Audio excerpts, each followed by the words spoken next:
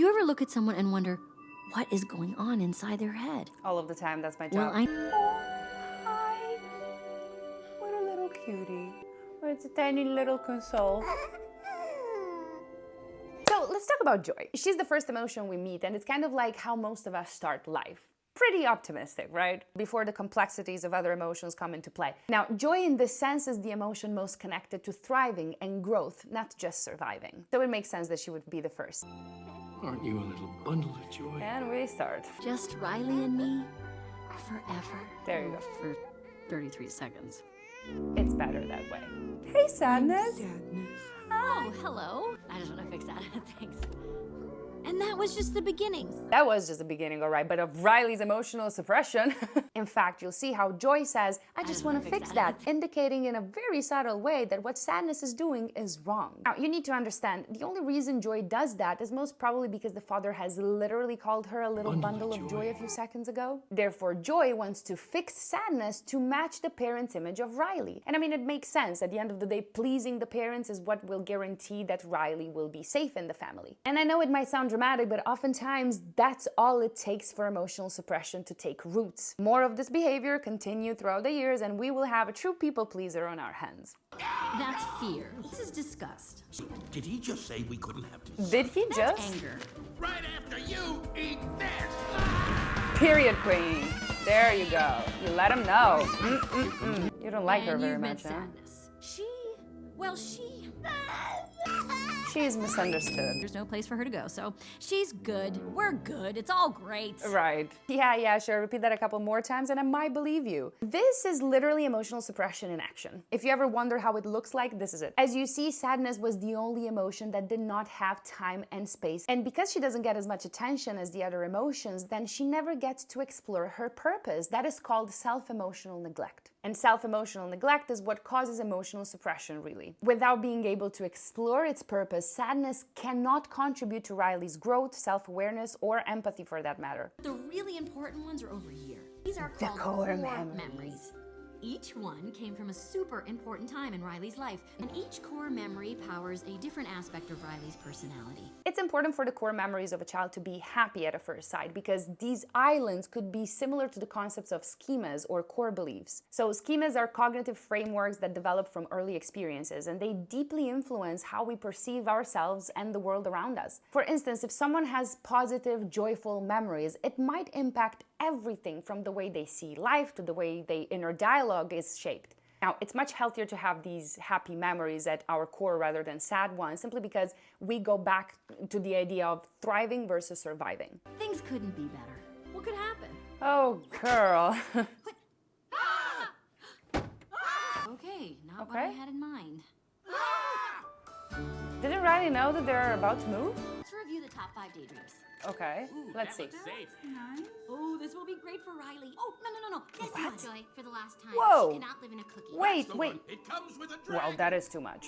What the hell, did they just move without talking with Riley first? Because it seems she was completely unaware this was coming. You see, this type of unrealistic daydreaming and her initial disappointment tells me once again that nobody has talked with this girl about what's happening and where they're going, even less about what changes to expect. Guys, there is such a thing as expectation management, and is especially important for children to help them set realistic expectations, sure, but also for reducing anxiety or for reducing fear or for even reducing disappointment. It's not like by having this talk the parents will prevent those emotions to be felt by the child, not at all, but they will be more prepared for it. We want them prepared for it, okay? As much as possible, at least. Maybe it's nice on the inside. Maybe it's Maybelline. Nope.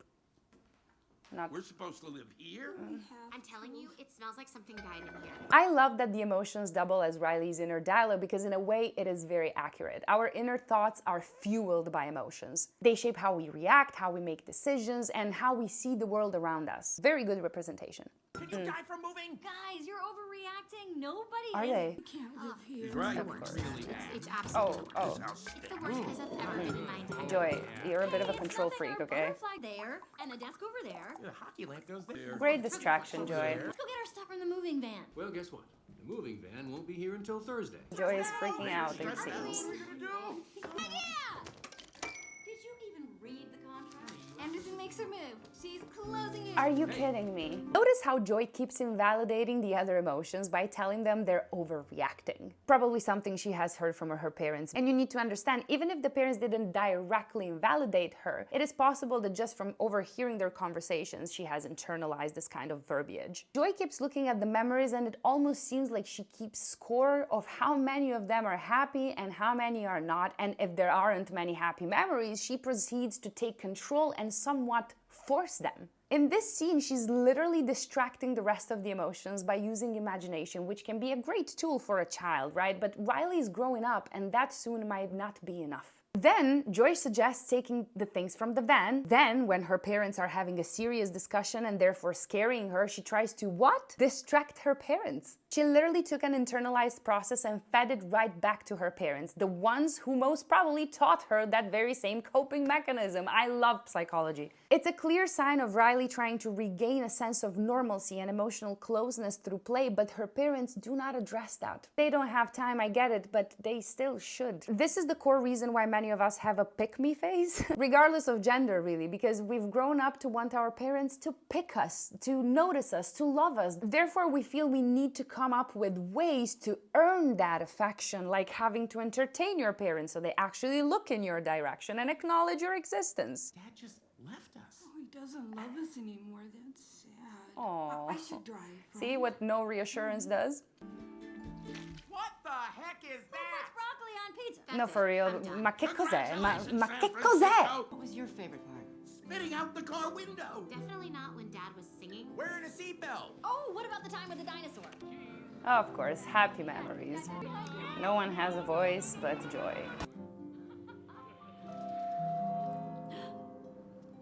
Oh, She did something to the memory. yeah. What did you do? And here we are, a very important process has happened. This is called reconstructive memory, where past events are reinterpreted based on current feelings or new information, which can alter the emotional significance of those memories. Sadness simply does her job, and she starts coloring past joyful memories with a sense of loss and longing. And this is a key reason why trauma can emerge or affect individuals much later in life. Initially, the mind might rely on defense mechanisms like avoidance or emotional repression to cope. These unprocessed emotions can resurface much later, often triggered by similar situations or when the individual is in a place where they can no longer suppress or avoid them. Like sadness turning old joyful memories bittersweet, trauma can shift how past experiences are remembered or felt once the mind begins to process the pain and loss. That's fear. He's really good at keeping Riley safe. And freaking out. See, easy, huh? How about? Oh, we're good.